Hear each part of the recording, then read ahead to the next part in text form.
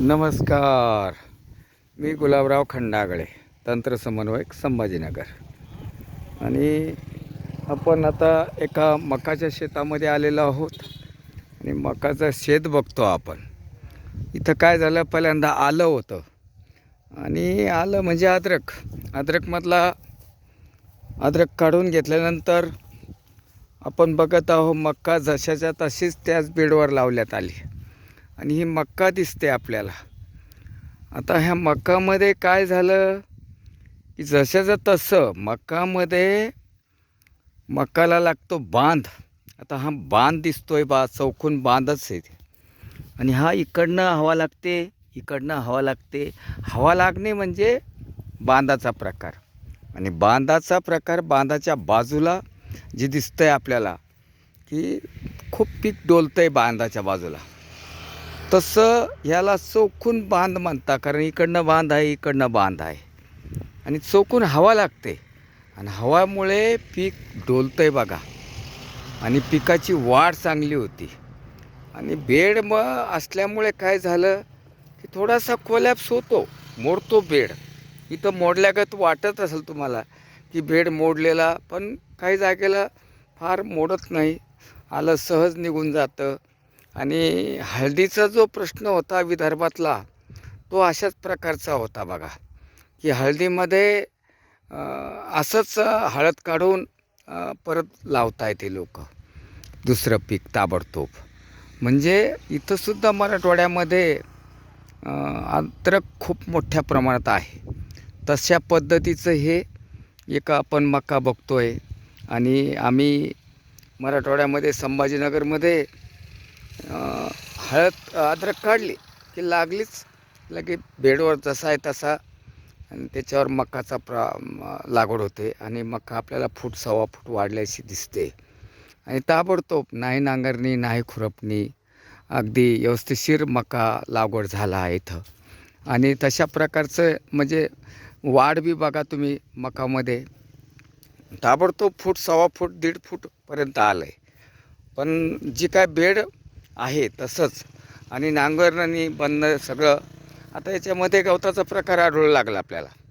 पण गवताचा प्रकार हा शेतकरी टिंजर नावाचं औषध वापरेल. आणि शेतकरीसुद्धा येता इकडे आणि शेतकऱ्याचे सुद्धा आपण 2 शब्द ऐकून घ्यायला पाहिजे. शेतकरी काय सांगता तीसुद्धा आपण एक ताबडतोब गतीनं एक मकाचं पीक डोलतं आहे, मका उघडा होतो. आणि आणि ताबडतोब लगबघीना मधलेसुद्धा सोडलं नाही त्यांनी की याच्यामध्ये धन्याचासुद्धा वापर केला बघा. आणि धनी लागवड दिसत आहे आपल्याला मध्ये बेडमध्ये, धनेसुद्धा आहे. नमस्कार भाऊ, नमस्कार. आता जे आलं काढलं आहे आणि लगबघीनं मका लावली आणि मक्यामधली जागासुद्धा सोडली नाही. मक्याच्या मध्येसुद्धा तुम्ही 2 धनेच्या ओळी घेतल्या आणि लगबघीनं कसं वाटलं तुम्हाला? लगबघीनं काम, नांगरणी नाही, खुरपणी नाही आणि एकदम चांगलं. म्हणजे तुमच्याविषयी 2 शब्द सांगा ना आम्हाला की काय नांगरणी नको, खुरपणी नको बाबा. आवश्यकता नांगरणी खुरपणी काही गरज नाही. आता याच्यानंतर मका निघाल्यानंतर तुम्ही तणनाशकाचा कोणता वापर करणार आहात? जे मकातलं तणनाशक ते शिफारशी प्रमाणात टिंजर आहे आणि टिंजरचा वापर करणार. मका दिसते बघा, मस्त मका दिसते. आणि कर्मधर्म प्रारब्धाना इथं काय झालं, मला एक दुसरा मुद्दा मांडायचा की मी नेहमी म्हणत असतो की दक्षिण उत्तर बेड असू द्यावे. पण या शेतकऱ्याची म्हणजे प्रारब्धानात जमीन दक्षिण उत्तर आहे. तर दक्षिण उत्तरचं खूप मोठं काम होतं. युवताचं ऊन मिळतं आहे. अजून डिसेंबरचा शेवटचा आठवडा चालू आहे, जानेवारीचा पहिल्या आठवड्यामध्ये 2 आठवड्यामध्ये मक्कामध्ये जरी युवताचं मिळतं तरी मक्का तुम्हाला डोलताना दिसते. अतिशय आनंद होतो. आपल्या शेताला व्हिजिट दिली आणि आंतरपीक म्हणून धन्याचं घेतलं. मेन बेडवर तुम्ही मका लावली.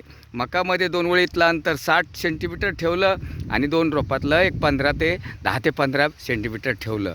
आणि बऱ्याच दिवसा आता लगबगीनं लावली मका ही. आणि एक आनंद झाला शून्य मशागत तंत्रज्ञानाचा. शून्य अगदी. आणि शेतकरीसुद्धा म्हणतात की काय नाही, काय करायचं गरज नाही. याच्यामध्ये हा टिंजर नावाचं औषध वापरून मोकळा होणार आहेत. पण तणांचा बंदोबस्त झाल्यावर, कोथिंबीर निघून गेल्यावर आपल्याला प्रश्न असा येईल की कोथिंबीरीचं काय करायचं साहेब? पण कोथिंबीर निघाल्यानंतर थोडं तण होऊ द्यायचे, भूमातेला ते दान करायचे.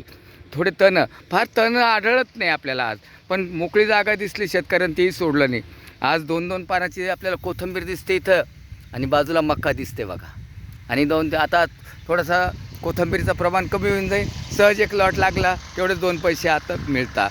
आलंचं पैसे करून घेतलं आणि लागलीच मका उभी केली. आणि अतिशय आनंदाचा एक कार्यक्रम झाला हा शून्य माशामध्ये. आणि एका शेतावर आपण येऊन बघतोय आणि असंच सर्व शेतकऱ्यांना करावं हीच आमची कळकळीची विनंती आहे. नानाजी देशमुख कृषी संजीवनी प्रकल्प अंतर्गत हे तंत्रज्ञान आलेलं आहे, बेड पाडणे आणि बेड पाडून बेड तारणे, बेड संवर्धन करणे, आणि फार काही करायची गरज नाही. आणि आज हे प्रोग्राम चालू आहे. धन्यवाद. नमस्कार नमस्कार नमस्कार.